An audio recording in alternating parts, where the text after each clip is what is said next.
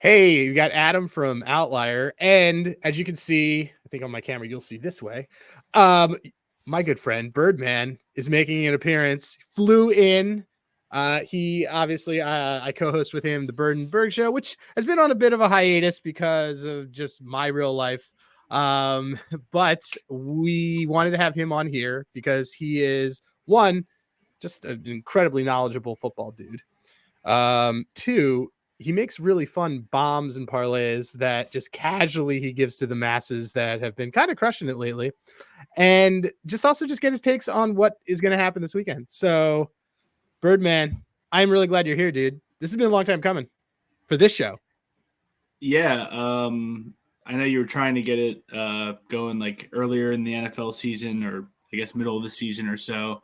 Um, but no, we're here. We're ready for it. I mean, it's a big weekend. We only got 3 NFL games left, and then it'll be on to NBA. I love betting NBA, or at least I used to a bit more. But um, when there's no football, that's what I'll be doing. So that and golf. That and doubles. I actually met Yeah, Birdman on Twitter because I was like, "Who is this guy who's betting doubles in baseball?" And that was 2 years ago, or a year and a half, 2 years ago. yeah. All right. So that being said, I want to jump into the first game with you, my friend. I got up on screen, just kind of stuff's going on. We got. I forgot that both games were on the same day. That makes it so much easier. I always thought for once it was on Saturday and then Sunday, but Chiefs, Ravens. What are you thinking in terms of just your general takes on this game? Like, do you have a side or a total that you've kind of drawn yourself to? Is there something that you've liked more and more? Putting aside futures and things like that, and just thinking about what's your kind of look at it on this game. Yeah, I mean, as you know, we've talked about all the futures. I have both of these teams to win the AFC at decent prices. So, I'm kind of I'll probably end up getting a bet in. The side I like though is definitely the Ravens. It's always you're always nervous betting against Patrick Mahomes, getting over the three, and over the three, getting that hook. Some books is even up to 4.5. If it gets there, it will be appealing. I probably come down a little bit, but I lean the Ravens here. They're healthier. I think they'll be able to run the ball. We saw last week the Bills able to run the ball against the Chiefs. I think that's going to matter a bunch in this game. Mahomes' magic is crazy, and I get it. And I think that's part of the reason why this line is 3.5 or 4, and not like 4.5, 5, because I do think the Ravens are should be favored by probably closer to 5. But yeah, I just think the way that the Ravens are designed offensively and defensively, I think that they can take out what the Chiefs do well on both sides of the ball here. They have multiple guys that they can kind of throw on Travis Kelce, mix him, Kyle Hamilton around. That D-line is better than the Bills. The Chiefs they kind of just benefited from all the injuries that the Dolphins and Bills defenses had, particularly in the linebacker group. And I think that's really the difference in this game. It's going to be, petrifying to sit there and if it's close at the end and it's like, they're up by, say, like 8 or 6, and, that 3.5, 4 with Mahomes, like he's only lost by more than 7 4 times ever. So it's like, Oh, wow. It's like most of them, started the Super Bowl and it was only like a small window of time, which, so yeah, I lean the Ravens in this game. I think that they're just the better complete team. I think the deficiencies for the Chiefs offense, even though they looked a little bit better recently, I think they're going to show those deficiencies. Yeah, I got to agree with you on that one. I mean, it's funny because when you look at their records on common opponents, like Chiefs are 6-1, Baltimore 6-0. When you look at they both beat the same dudes. And obviously, like the Kansas City doing things a little differently because of just cross against divisions. But yeah, I haven't. It's not as much as I've been impressed with the Chiefs as much as I haven't been impressed with the folks that they've played in this postseason. This isn't the same Chiefs team, and this Ravens team is just drilled focus, and they've been kind of focused all year. And we wait for these fourth quarter meltdowns that don't seem to happen. But no, I'm with you. If I had to tell somebody today, like, a side to take, I honestly would lay it with the Ravens. And then the thing is with obviously you got 2 really good kickers. So like 3.5 is kind of a scary number because, you have Butker and you have Tucker. They're probably arguably two of the top, 3-4 kickers in the league.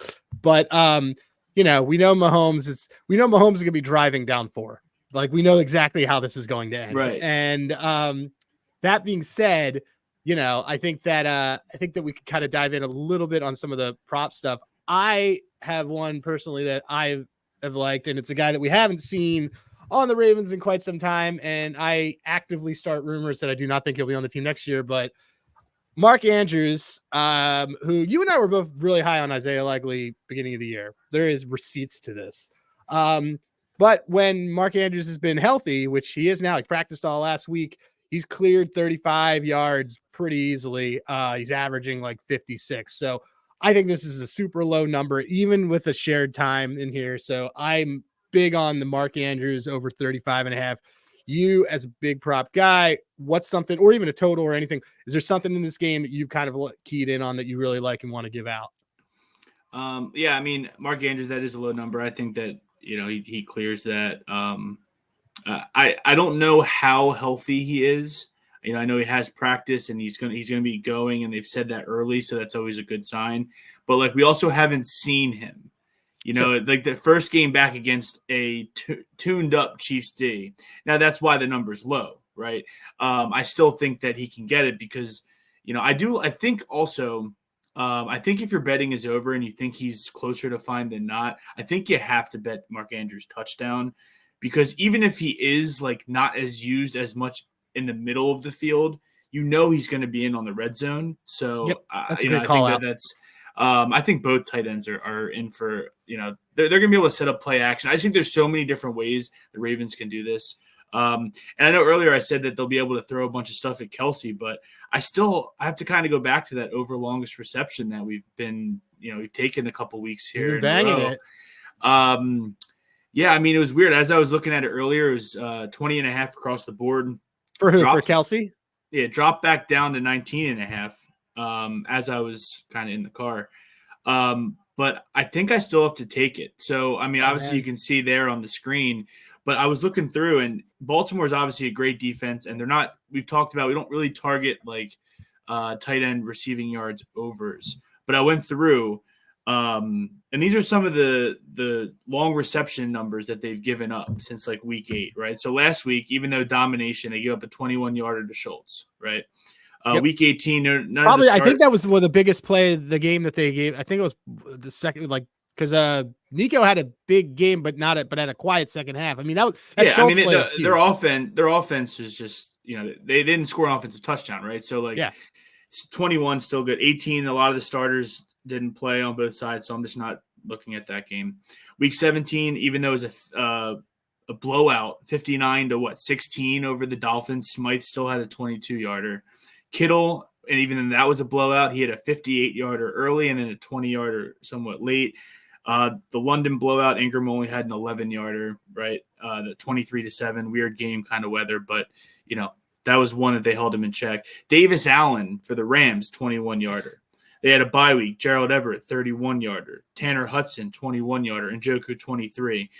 Week 9 was one of the ones that no tight end went over. They blew out 37-3 the Seattle Seahawks.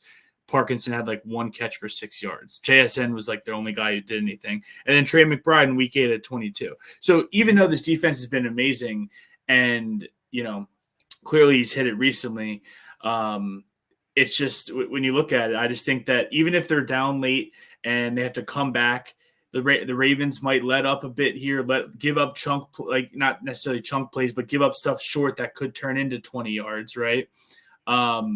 Even if they are leading there and the Chiefs have to come back. I just think that there's more avenues for him to have a 20-yard catch than for him to have 8 for 80. And, I don't know. I don't actually think his line's like, 70 or something. But, I just think it's the longest reception's a better way where I think at some point they're going to work something up for him to get 20 yards.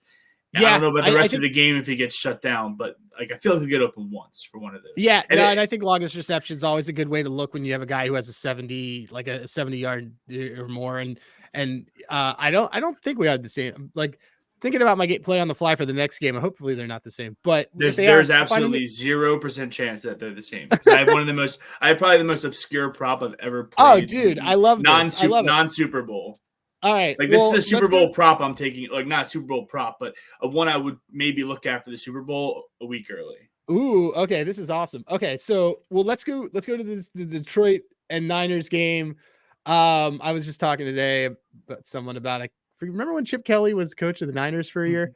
What are you thinking on this game? I did see when you and I were looking at bets and stuff. I think you and I are on actually opposite sides. I immediately banged an under on this game. I think I saw you get it taken over early. I think we're both within a margin that it could work because I took 52.5 and you have 51 and over. So like it could still work for both of us. But what are you thinking on this game? So I took like 3 early bets that I've now bought out on all 3. Okay. I put some like a small bet on the Chiefs 3.5 just because I didn't really know where the number was going to go with some of this stuff. Bought out of that like yesterday. Lions, I put a little bit on the 7 when it was all 6.5 just because I wasn't sure about some of the statuses.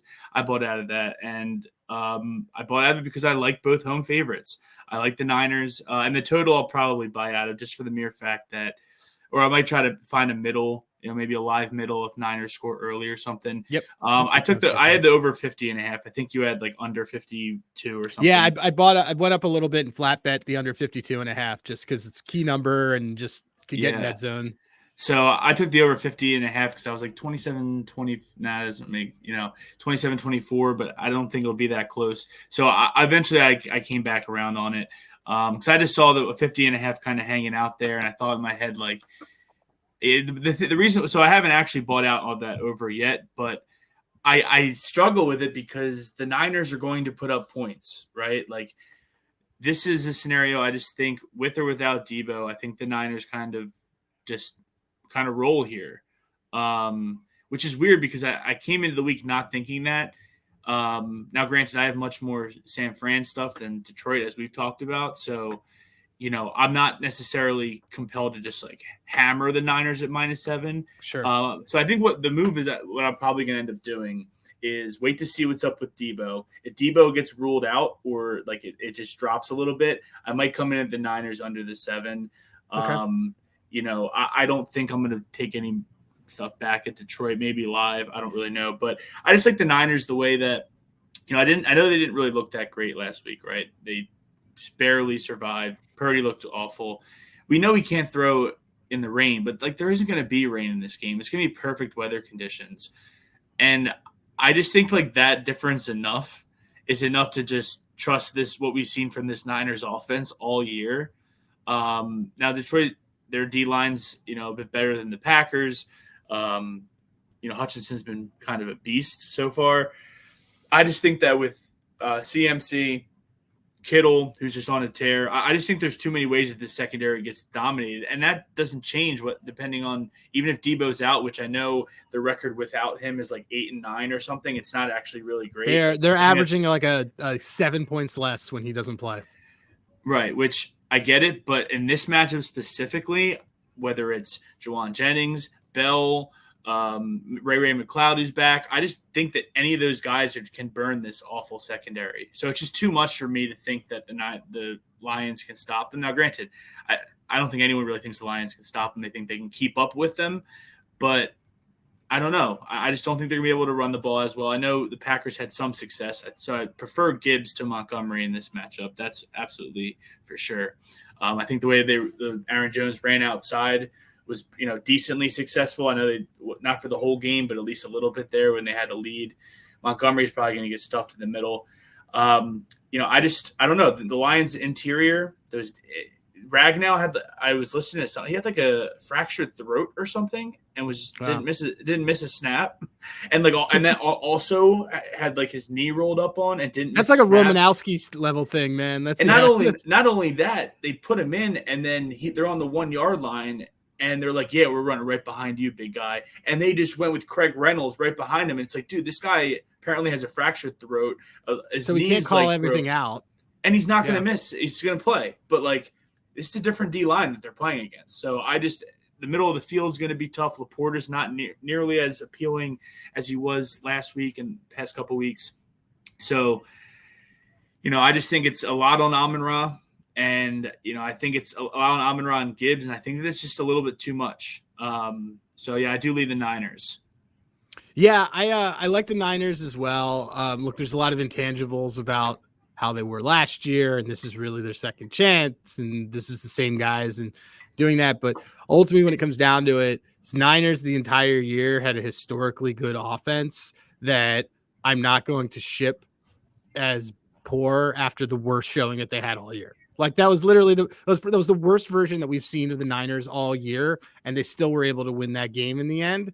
So I'd rather buy low on this Niners team and continue to do that. I obviously the same as you. I have a lot kind of built into the Niners of different futures that are going on with them. I have a little bit on Detroit and be fun and stuff, but no, I like the Niners here. I like the under. I think this is going to actually be a pretty dominating performance overall by the Niners. I think this is just kind of built that way. And I still can't get past this fact that we saw it still all last week. We've seen it the entire playoffs, but the look, Baker Mayfield threw for over like 340 yards against this Detroit team. They have the second worst explosive defensive grade actually to the Texans when it comes to the pass. That's part of the reason why I mentioned it before, but the prop that I love is I like Brandon Ayuk over 23.5 longest reception, kind of banking on a no Debo. And I like that because look, I mean, obviously, like, does he hit it every game? No, but is this a great matchup for it? Yes. Does his usage go up when Debo's out? Yep. And it's just sort of one of those things that's sort of a get right guy that I can kind of see in this. Plus, his receiving yards is set at 80. He's got to get a 30-yard bomb for this to happen. He's not a 7-catch guy. So yeah, I'm on his over longest reception here at 28.5 is probably is one of my favorite props in this game. What's something that you like that is this mysterious play that you're pretty excited about? Well, so because of Debo not playing, there's a lot of lines that aren't up or for certain players. And one of those players is Jelon Jennings, who came in and played pretty well last week. But there's no lines up on him. So the only line that I could find I went through all the game. Touchdown is up. He's got a good price on his touchdown too. Just the touchdowns. More than 3 points. Yeah, I do like the touchdown price, but that's not something I want to pull the trigger unless I know Debo's out. Yep. But this one, so on DraftKings, they have you can bet on their first reception over under, like what their over under. So this is a prop that people look at in the Super Bowl, right? Usually it's like one of those fun props, but I saw it's over 10.5, and from the Niners, yeah, I've always liked to bet on Jelon Jennings. He always has like a low number. He's your guy. It's like, if one of the receivers is banged up or like Kittle's banged up or whatever, it's like this guy's going to get on the field, and he clearly likes him. I mean, that one of the biggest plays in that game was that pretty high throw that Jennings went up and snagged over the middle of the field in that Packers game. First reception over 10.5. So last week he had that 16-yarder against Green Bay. He had a 22-yarder for his first catch against Arizona, which was like in December, and 18 as his first catch against the Eagles. Didn't play in that when they played the Rams. There's some games he didn't play in there because I think he was banged up. He had 0 receptions on 1 target versus Seattle and the Bucs. But the good thing about this bet is it voids if he doesn't get a catch.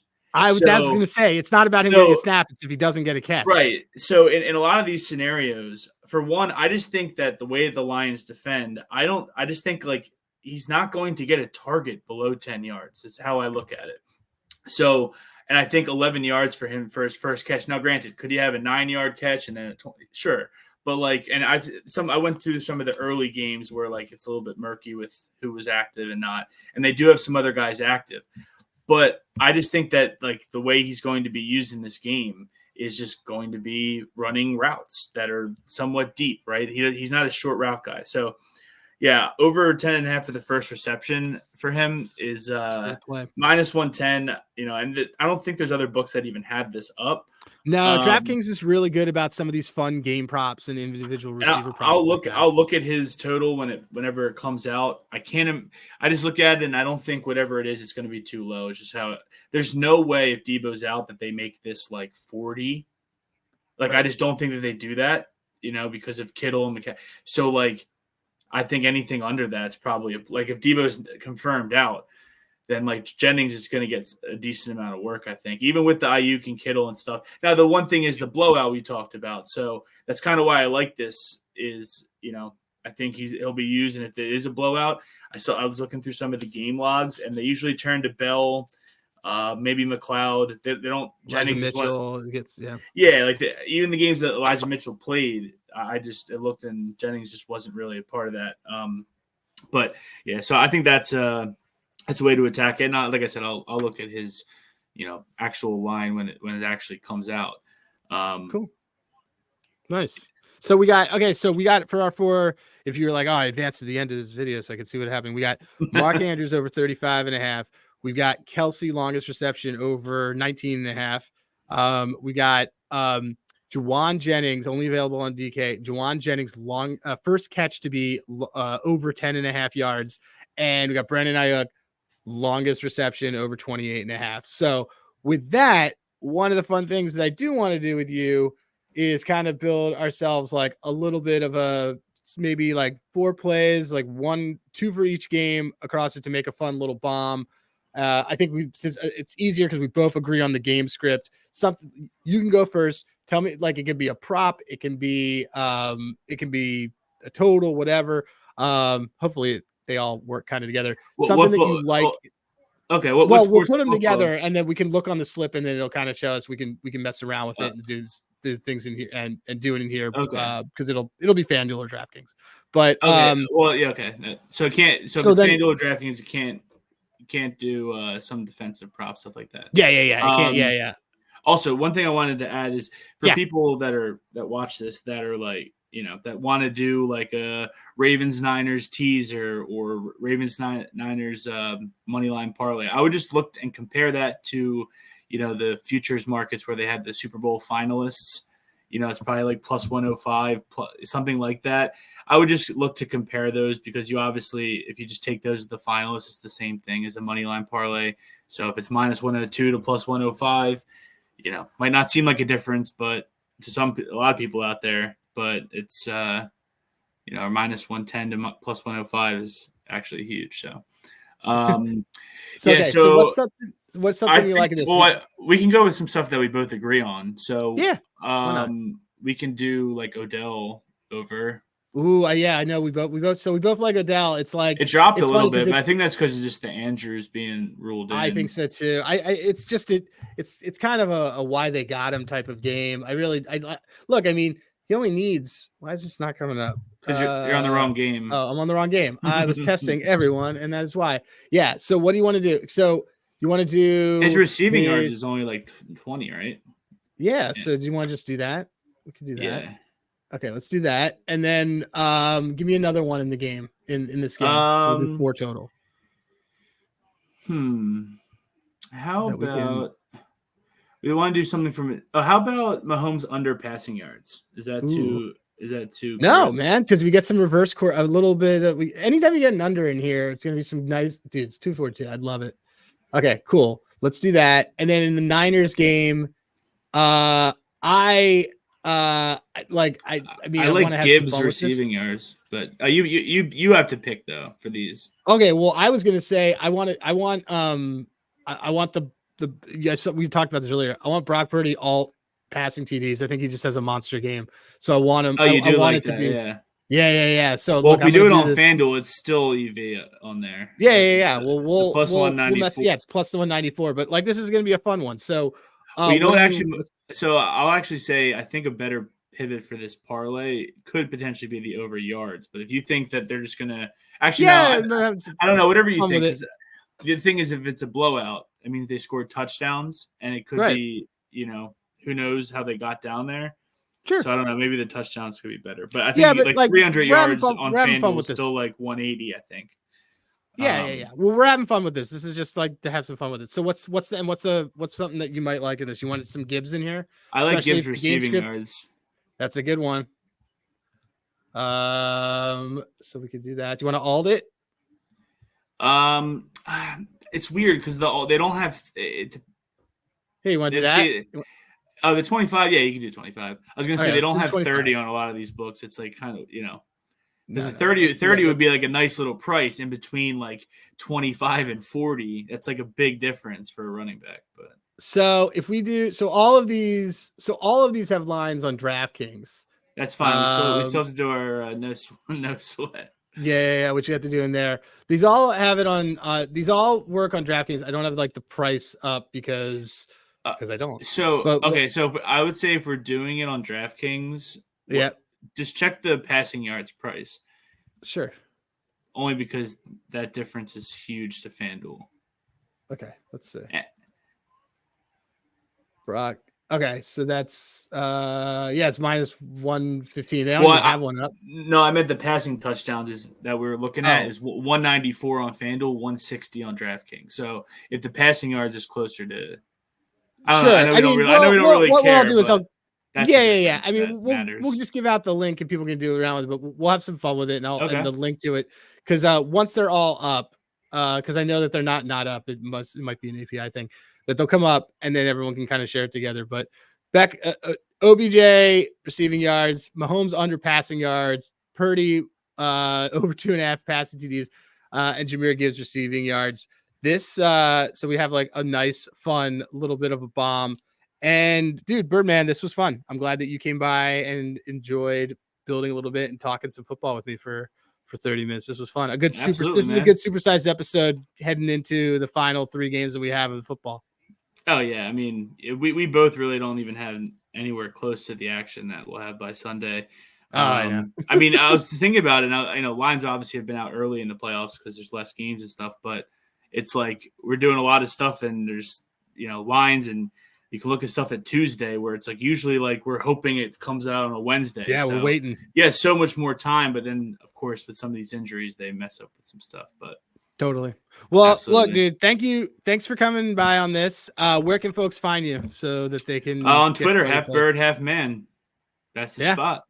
That's it. Awesome. It's been that way since 2011. There you go.